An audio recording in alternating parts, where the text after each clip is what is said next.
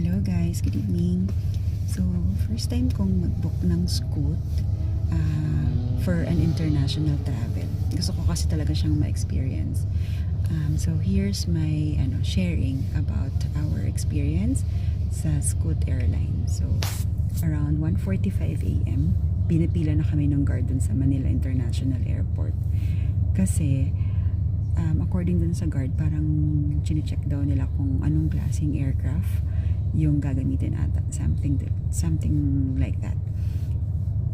Around 3 a.m. dun pa lang kami nag-start mag-bag drop off, and then after that immigration, of course, and then after immigration nagpunta na kami dun sa boarding gate namin. Dun na kami nagstay.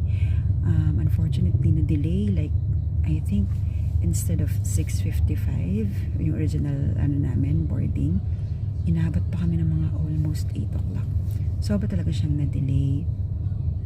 Pero, ang maganda naman doon, ang laki ng aircraft namin. Nakakatuwa. Tapos, sobrang organized nung pagbo-board sa amin. And then, sobrang linis ng plane. Medyo luma na yung plane, pero ang linis. Tsaka wala ring amoy yung carpet, yung ganon. So, it's really nice experience. And then, after that, ang isa talaga sa na-notice ko, yung pa-take off nila at saka pa-landing.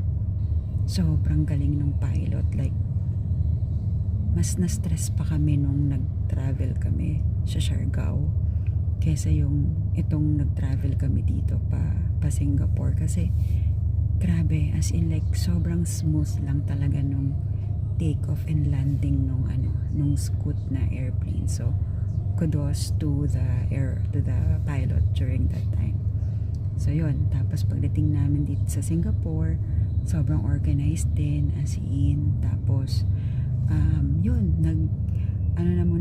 nag-immigration muna kami, and then lumabas kami sa Jewel para lang makapag-lunch muna because we have a connecting flight. So there, yun ang aking kwentong Scoot. And as long as may opportunity ako to fly via Scoot, gagawin ko siguro yun in the future flights ko kasi sobrang okay siya. Tsaka gusto ko yung layover sa Singapore. Yun lang guys, thank you.